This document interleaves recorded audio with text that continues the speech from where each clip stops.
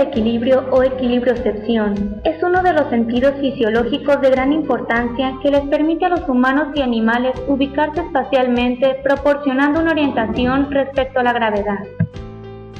Un claro ejemplo de esto está representado en la rutina de una gimnasta, la cual al realizar un salto hacia atrás sobre su propio eje en una barra de equilibrio, logra ejecutarlo sin dificultad gracias a dicho sentido. Además, en caso de haber un cambio cinético inesperado en el medio, el sentido del equilibrio lo detecta rápidamente y envía señales adecuadas para que el cuerpo se adapte a este. Es por esto que podemos percibir la posición de la cabeza y sus movimientos. El oído se compone de 3 porciones: el oído externo, el oído medio y el oído interno. Este último es el que analizaremos a continuación. El oído interno está formado por la cóclea y el órgano relacionado con el equilibrio, el aparato vestibular, el cual se compone de los órganos otolíticos y los canales semicirculares. Los órganos otolíticos son 2 sacos membranosos, el utrículo y el sáculo. Los canales semicirculares encontramos que varían de su posición, uno anterior, uno posterior, así como uno lateral. Las estructuras sensoriales del aparato vestibular están ubicadas dentro del laberinto membranoso, el cual está lleno de un líquido llamado endolinfa, que tiene una concentración alta de potasio, similar al líquido intracelular. El laberinto membranoso está ubicado dentro de un laberinto en la porción petrosa del hueso temporal. Dicho laberinto va a estar lleno de perilinfa, cuya composición va a ser similar a la del líquido cefalorraquídeo. Los receptores del equilibrio son conocidos como células pilosas, ya que en el extremo apical hay extensiones piliformes, denominadas esterocilios, exceptuando una de mayor tamaño, nombrada sinocilio, las cuales van a estar en contacto con la endolinfa. Los esterocilios se flexionan en dirección del sinocilio, la membrana plasmática de las células pilosas se van a deprimir, con una consecuente apertura de los receptores de potasio, los cuales son sensibles a la deformación de la membrana celular. Una vez abiertos los canales, los iones de potasio que se encuentran en la endolinfa van a pasar a través de ellos hacia el citoplasma celular, lo que va a generar un cambio en el estado de la membrana en reposo, de menos 60 milivoltios hacia menos 50 milivoltios, es decir, una despolarización. Esto tiene como resultado la liberación del neurotransmisor glutamato, que estimulará a las células sensoriales del nervio vestibulococlear.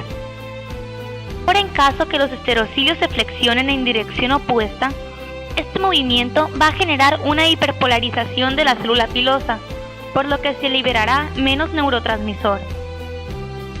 El utrículo y el sáculo. Los 2 órganos otolíticos tienen una placa de epitelio especializado llamada mácula, que consta de células pilosas y células de sostén. Las células pilosas se proyectan hacia la endolinfa y sus pelos están embebidos en la membrana otolítica, la cual tiene cristales microscópicos de carbonato de calcio, que aumentan la inercia. El utrículo es más sensible a la aceleración horizontal, como cuando un atleta corre hacia adelante. Durante la aceleración horizontal, la membrana otolítica se mueve con menor rapidez que las células pilosas, de modo que los pelos del utrículo se empujan hacia atrás. La percepción de la aceleración vertical la obtenemos gracias al sáculo. Un ejemplo de esto es cuando se salta la cuerda o cuando se desciende en un elevador. En este caso, la inercia de la membrana otolítica hace que los pelos del sáculo se empujen hacia arriba cuando una persona desciende desde el salto.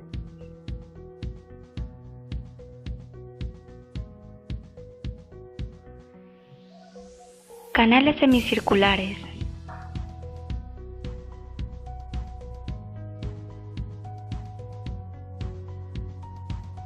En los canales semicirculares se encuentra una expansión interna del laberinto membranoso, llamado conducto semicircular, uno anterior, uno posterior y lateral. En la base de cada una hay una tumefacción llamada ampolla. La cresta ampollar es un área elevada de la ampolla donde están ubicadas las células pilosas sensoriales. Las prolongaciones de estas células están embebidas en una membrana gelatinosa, denominada cúpula.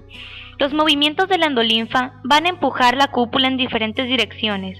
Además, encontramos células de sostén y fibras nerviosas relacionadas con la parte basal de las células pilosas.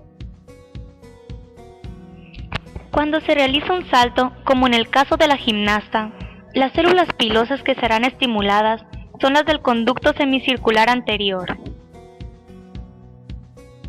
Al realizar movimientos laterales de la cabeza, serán estimuladas las células pilosas del conducto semicircular posterior.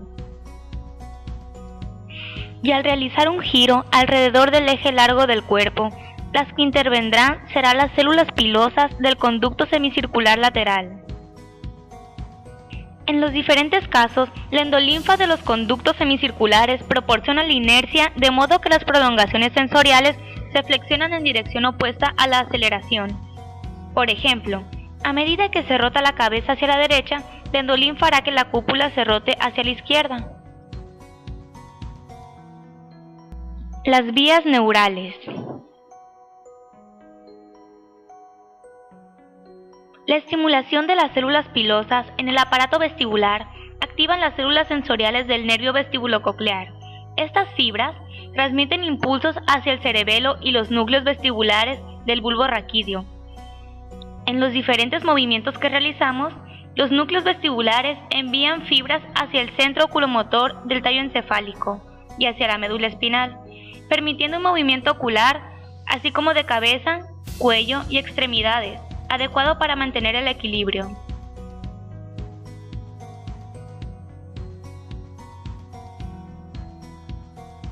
Pero, ¿qué pasa cuando nos mareamos?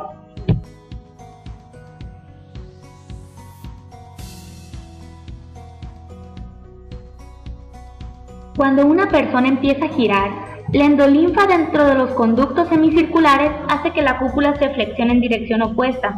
Sin embargo, conforme el giro continúa, la inercia de la endolinfa se supera y la cúpula se endereza. En este momento, la cúpula y la endolinfa se mueven en la misma dirección y con la misma rapidez. Si el movimiento se suspende de manera repentina, la mayor inercia de la endolinfa hace que se siga moviendo en la dirección previa al giro y que flexione la cúpula en esa dirección. La flexión de la cúpula afecta el control muscular de los ojos y el cuerpo. Las personas que experimentan este efecto pueden sentir que ellas o la habitación están girando. La pérdida del equilibrio que se produce se conoce como vértigo.